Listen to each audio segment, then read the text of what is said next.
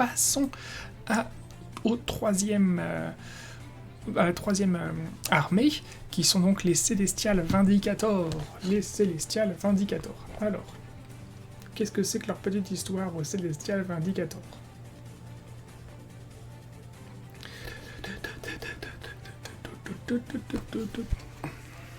Ah oui, voilà, vous avez vu, on a été quand même beaucoup plus rapide sur les Hallowed Knight. C'est bien, c'est bien. Celestial Vindicator. Les Celestial Vindicators ne vivent que pour massacrer les adorateurs du chaos. J'ai l'impression qu'on se répète. Que l'ennemi soit humain, Skaven, homme, bête ou démon, il doit être combattu avec rage et taillé en pièces pour que les royaumes en soient délivrés. Au combat, ce Stormhost est un ouragan de lames, dont la violence est parfois trop intense pour les mortels. Certains Stormcast éternels se sont abandonnés à la soif des combats, délaissant leurs principes pour laisser libre cours à leur courroux. Ils pensent que seule cette rage peut leur donner la force de vaincre leurs adversaires, si bien que même leurs armes les plus révérées sont alimentées par une haine implacable. Sans cela, ils ne peuvent espérer accomplir leurs tâches car les royaumes sont presque infinis et une stratégie lente et pondérée ne saurait triompher. Ils cherchent donc à devenir tel l'orage rapide et dévastateur, abattant tout ce qui se dresse devant eux avant de déchaîner leur haine vertueuse contre l'ennemi suivant, puis le suivant et le suivant après lui.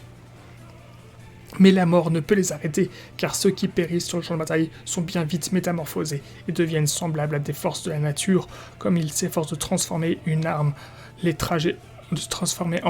les tragédies qui ont failli détruire leurs esprits, car chaque Celestial Vindicator est hanté par le souvenir des drames passés. Leur rage, qu'elle ne peut être apaisée. Leur rage, qu'elle ne peut être apaisée que... Oh là là, et... C'est pas... Donc là, la grammaire, elle est pas folle, hein.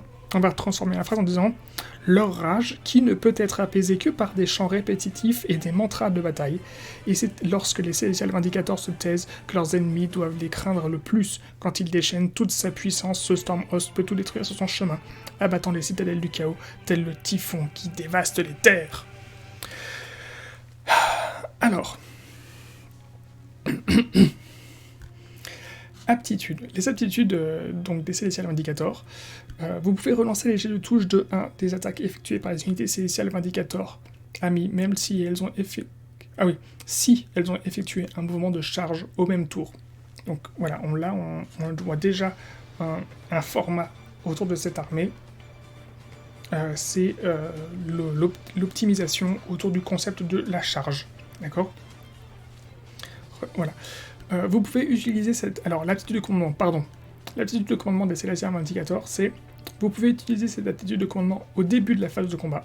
Si c'est le cas, choisissez une unité de Celestial Vindicator ami entièrement à 9 ou moins d'un héros, ou entièrement à 18 ou moins de votre général.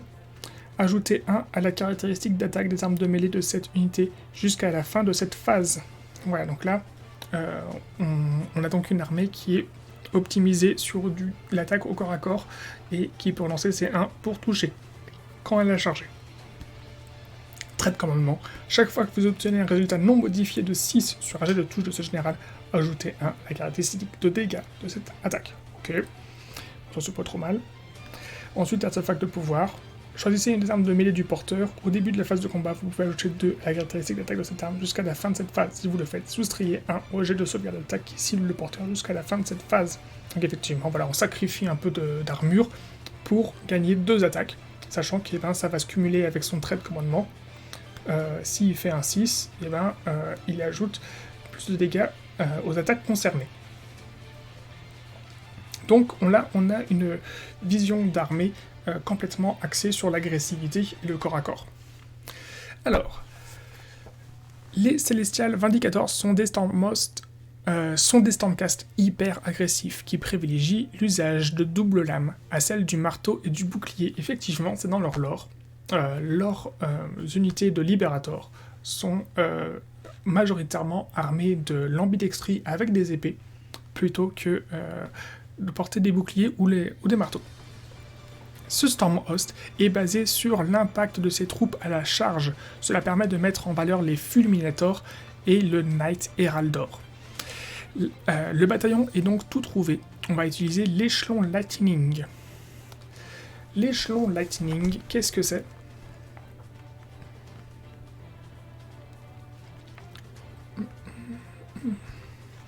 Nous avons ici les bataillons de la chambre extremis. Les bataillons de la chambre extremis, on en a, donc, bon là on a les gros bataillons, bien sûr, qui rassemblent tous les trucs, mais ceux-là, c'est pour des armées à minimum 3000 points. Donc ça nous intéresse pas beaucoup, hein, dans les faits. On va dire qu'ils ont pour eux d'exister. Et on a 3 bataillons. Et sur les 3 bataillons, il y en a un qui est jouable, 2 qui est jouable, mais ça vous demande un petit investissement personnel, hein. Et il y en a un autre, oui, il est jouable, mais il a l'une des unités les plus pourries du jeu dedans, donc on va pas le jouer. Donc, alors commençons par d'ailleurs celui-là, c'est l'échelon Lightning.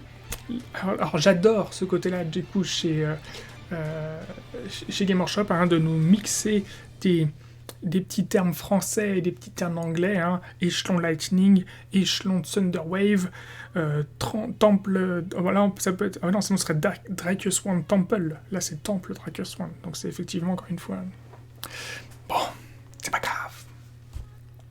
Donc, l'échelon Lightning, donc il faut avoir dedans 2 unités de Fulminator et 2 unités de Tempestor. Ah mais c'est bien sûr, c'est celui-là qu'on va jouer. Pardon. C'est celui d'après que je vous ai dit qui est pourri. C'est l'échelon Thunderwave qui est pourri. Donc d'abord donnons celui qu'on va jouer. 2 unités de Fulminator, 2 unités de Tempestor. Ce que je reproche à ce binôme de bataillons, les échelons, c'est de nous forcer à avoir 2 unités de chaque.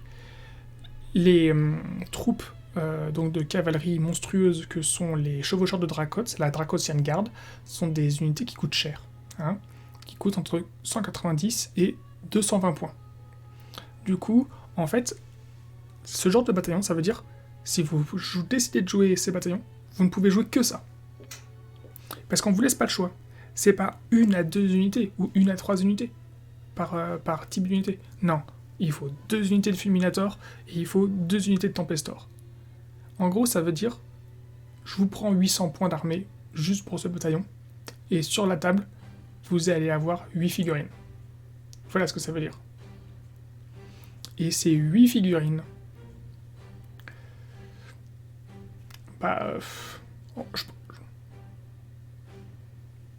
je pense qu'en fait, c'est 800 ou 900 points avec ces 8 figurines.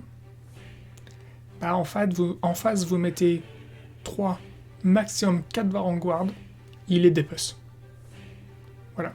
Donc, vos 4 Varangard, ils coûtent 400 points, ils vont dépecer vos 800 points. Vous vous posez même pas la question, hein. D'accord ? Donc, malgré tout, on va jouer ça. Parce que je pense que c'est quand même viable. L'échelon Lightning est viable. En étant gentil, on va dire. Bon. Une fois par bataille, à la fin de la phase de charge, vous pouvez effectuer un assaut briseur de ligne avec chacune des unités de ce bataillon qui ont effectué un mouvement de charge lors de cette phase de charge. Choisissez une unité à 1 ou moins de chaque unité qui a effectué l'assaut, qui a effectué la charge. Cette unité subit des 3 blessures mortelles. Là, l'intérêt, c'est qu'effectivement, l'objectif, c'est de... Vous avez 4 unités, effectuez 4 charges. Hein, réussissez vos 4 charges, et vous avez les aptitudes de commandement générique, il y en a une qui vous permet de fiabiliser vos charges. Eh bien, faites-le, optimisez, et vous allez pouvoir infliger 4 fois des 3 blessures mortelles en plus. C'est déjà beaucoup mieux que ce qu'on avait tout à l'heure avec les paladins, où il fallait réussir à mettre vos 3 paladins sur la même unité pour éventuellement retirer des 6 points de vie. Le second bataillon, celui que je n'aime pas, parce qu'il y a une des unités les plus pourries de l'armée dedans. L'échelon Thunderwave, où il faut 2 unités de Concussor et 2 unités de Désolator. Et bien sûr, l'unité pourrie, c'est les Désolators. Hein. Les Désolators, ce sont ces fameux mecs qui ont un 4+, pour toucher, et qui en plus ont des armes de merde, les haches. Malheureusement pour eux, hein, parce que la règle est pas bonne. Sinon, en vrai, utiliser des haches, c'est très bien. Donc, leur capacité, soustrayez 1 à la bravoure des unités ennemies à 3 à moins de une ou plusieurs unités de ce bataillon. Donc, je veux dire, éventuellement, si ça avait été 2 en bravoure, j'aurais dit pourquoi pas. Mais là, c'est 1. En plus, on est en train de parler d'une unité de cavalerie monstrueuse, où les montures sont des mini-dragons. Je veux dire, en fait, ça devrait être de base qu'ils infligent un -1 en bravoure à toutes les unités. L'équivalent à pied, les paladins décimators, ils infligent un -2 en bravoure. À pied, les 5 à pied. Eux, les désolateurs, ils ont avec leur hache, ils sont supposés avoir le même rôle. Et ben, ils tapent moins fort, malgré le fait qu'ils soient sur des mini-dragons, dragons nains. Et en plus, ils font pas peur. Voilà. Ne dépensez pas des points à essayer de jouer. Les 2 unités de concussor ne vous rattraperont pas les points investis dans les 2 unités de désolator. Échelon de Thunderwave, je ne vous le présenterai pas dans l'une des options de jeu ici, c'est pas un bon bataillon. Ne le jouez pas. L'échelon Lightning, il est rattrapable, disons. Dernière info. L'armée sera dirigée par un Lord Célestin sur Dracoth. Cela correspond au Lord des Vindicators et c'est parfait pour ce bataillon. Le terme orage et l'identification à une catastrophe naturelle revient souvent dans l'histoire des Célestials Vindicators. C'est donc l'occasion de faire pleuvoir la magie et les éclairs sur nos ennemis. Donc, voici la liste que je vous ai proposée. Nous avons l'échelon Lightning, donc que vous n'avez pas trop le choix de devoir prendre, mais je me suis dit, du coup, on va l'optimiser. On va avoir une unité de 4 Fulminator, une unité de 2 Fulminator, et nos 2 unités de Tempestor. Je vais me rafraîchir un petit peu la gorge.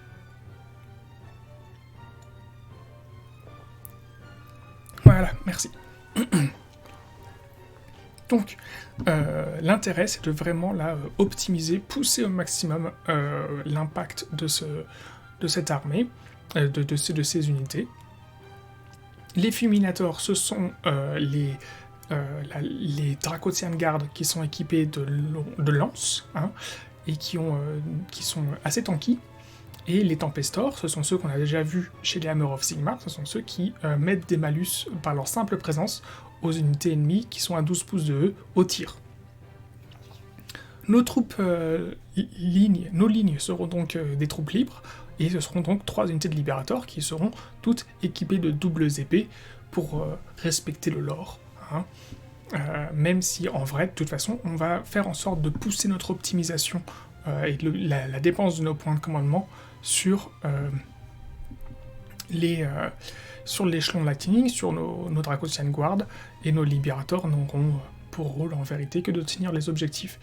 Et il serait sans doute beaucoup plus optimisé de leur mettre un marteau et un bouclier, mais là en l'occurrence, pour le lore, je les ai notés avec 2 épées. C'est pas grave, d'accord? C'est pas grave. Alors, ça vous fait une armée avec 23 figurines, c'est quand même pas beaucoup du tout.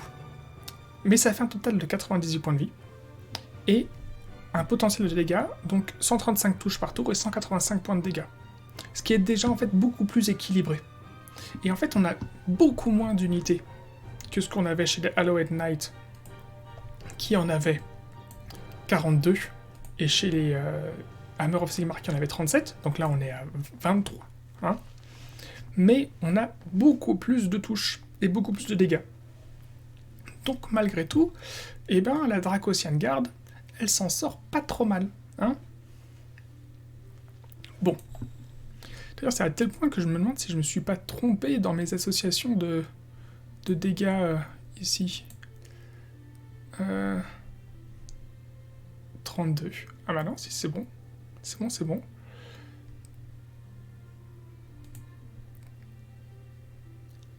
« 35, 36, est-ce que je les ai bien pris en compte? Eh ouais, je les ai bien pris en compte. Non, il manque pas des points, il manque pas des points de dégâts.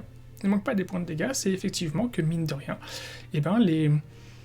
la Dracosian Guard est quand même capable de sortir son épingle du jeu. Bon, je vous ai dit, là j'ai mis les meilleures unités, hein, on va pas jouer du Desolator.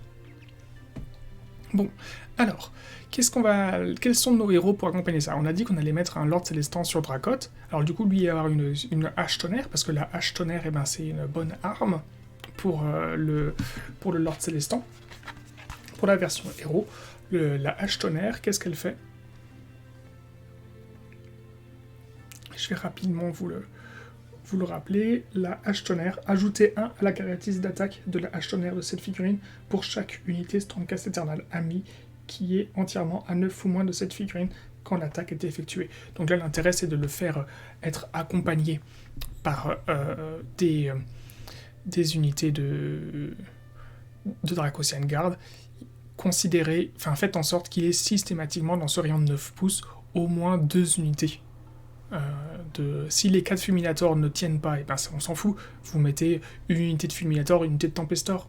Faites en sorte qu'il y ait au moins 2 unités de Dracosian Guard qui soient entièrement dans ce rayon de 9 pouces, ça rentre, ça tient largement, et vous lui rajouterez 2 attaques au corps à corps, et ce sera très bien, donc il passera de 6 attaques à 8 attaques.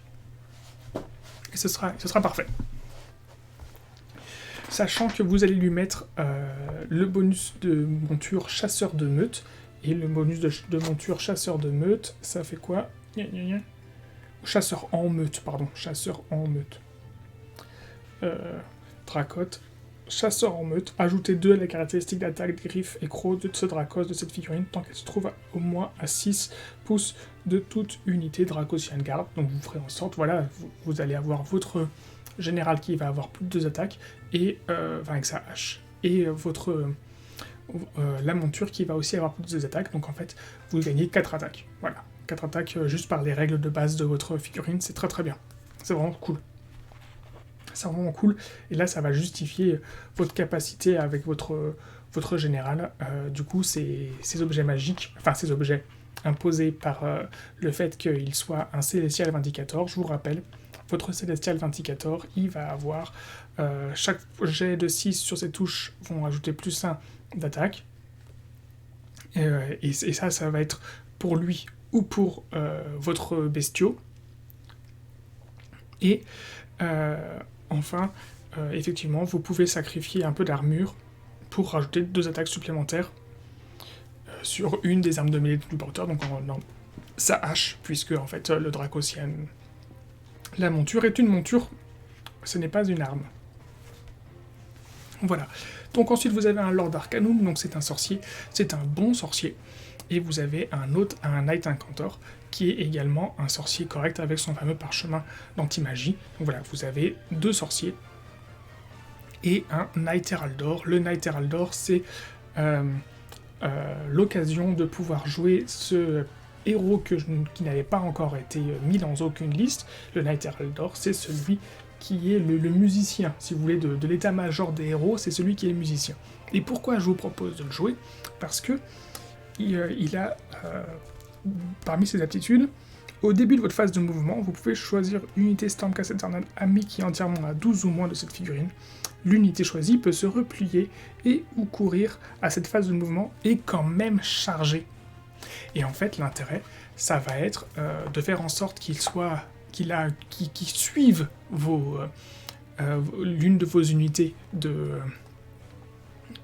Dracosian Guard, si possible vos 4 Fulminators, pour en fait leur permettre de sortir de combat et d'y retourner au cours de la même phase, au cours du même tour. Et pourquoi je vous parle de vos Fulminators? Parce que les Fulminators, c'est ceux qui ont un bonus en impact avec leur lance. Ils ont la frappe empaleuse, ajouter 2 à la caractéristique de dégâts des glaives donc, de leur lance, si cette unité a effectué un mouvement de charge. Donc voilà, donc ces gars-là, vous avez 2 mecs, donc là, disons que vous arrivez à le faire avec votre unité de 4 mecs, vos 4 mecs, ça vous fait 12 attaques, 12 attaques, et ça va faire 24 points de dégâts. Parce qu'en fait, de base, normalement, ça fait que 1 point de dégâts. Ah non, c'est ajouté 2, donc en fait, ça passe à 3 points de dégâts. Donc excusez-moi, on a 12 x 3. On a 12 x 3, excusez-moi, donc on est à 36 points de dégâts. 36 points de dégâts en une charge, et en fait, tant que ça fonctionne, vous n'êtes pas limité. Votre Knight Heraldor, c'est pas une fois par bataille, c'est autant de fois qu'il peut le faire. C'est autant de fois qu'il est vivant. À chaque phase de mouvement, vous pouvez répéter son aptitude. Donc, si lui, tout ce que vous lui demandez, c'est de courir, tout ce qu'il a à faire, c'est de courir derrière vos 4 Fulminators, et à tous les tours, vos 4 Fulminators, ils chargent, ils sortent du combat, ils rechargent, ils ressortent du combat, et ils chargent. Voilà, vos 4 Fulminators, l'objectif c'est qu'à chaque tour, ils infligent leurs 36 dégâts dans la tronche de l'adversaire. Voilà. C'est la stratégie pour ce combo-là d'armée. Donc le placement, placez le bataillon échelon de Lightning, les 2 unités de Tempestor sur le champ de bataille, et les 2 unités de Fulminator restent en réserve. Placez les 3 unités de Liberator avec pour rôle d'occuper au minimum 1, 2, peut-être 3 objectifs si vous débrouillez bien. Le Lord Célestin rejoint les Fulminators en réserve. Les 3 héros à pied accompagnent les Liberator et les Tempestor dans les prises d'objectifs. Mais je viens de vous dire, votre Knight Heraldor, lui, il devra rejoindre d'une manière ou d'une autre vos Fulminators avec votre général. Les 6 Fulminators et le Lord Célestin doivent arriver dans l'armée adverse pour charger et tout détruire à chaque charge. Optimisez ça. Le sort Lame Céleste que vous pouvez mettre sur votre Lord Arcanum permet au Liberator de blesser sur du 3+. On va optimiser le fait qu'ils aient des 2 épées, mais les épées blessent sur du 4, touchent sur du 4 et blessent. Non. Ah non, les épées, elles blessent sur du 3. Oui, c'est ça. Non. Excusez-moi, c'est l'habitude du bonus pour toucher. Non, effectivement, les épées touchent sur du 3 et blessent sur du 4. Et l'intérêt, c'est que le sort Lame Céleste, qui est un sort du domaine de l'invigoration, le sort Lame Céleste ajoute un +1 pour blesser. Du coup, vous allez avoir vos libérateurs avec leur paire d'épée, ils vont toucher sur du 3 et blesser sur du 3. C'est ça. Et vous allez mettre à votre Knight Incantor la salve d'éclair. La salve d'éclair, pourquoi ? Parce que c'est le fameux sort qui n'a pas de limite de portée. Et que le sort de base du Knight Incantor est pas très intéressant. Et du coup, voilà, il va avoir son sort de base pour pouvoir shooter de très loin sans limite de portée l'adversaire. Et le Lord Arcanum, on lui met pas un sort agressif parce qu'il a déjà de base l'aptitude électrique primaire qui lui permet d'avoir le sort éclair magique plus fort. Voilà. Et je lui ai mis comme objet magique le parchemin de l'orage pour vous permettre de faire un petit peu de nettoyage dans l'armée adverse. C'est vraiment un objet magique qui est toujours efficace, je trouve. Donc ça, c'était pour les Celestial Vindicator, et on a quand même en fait finalement une armée qui a peu de figurines, mais on s'est rendu compte qu'il y a vraiment du punch, qui a une capacité de punch tout à fait intéressante, et vous allez pouvoir vous protéger un petit peu de la magie, parce que vous allez quand même avoir 2 sorciers, dont un qui a un parchemin d'anti-magie. Donc même si ça ne fonctionne qu'une fois par bataille, c'est toujours ça gagné. Voilà. Et puis je peux vous dire que votre adversaire, quand il doit prendre en compte le fait qu'il a 6 chevaliers sur cavalerie monstrueuse qui peut arriver n'importe où sur le champ de bataille, ça va un petit peu dicter ses mouvements lors du premier tour.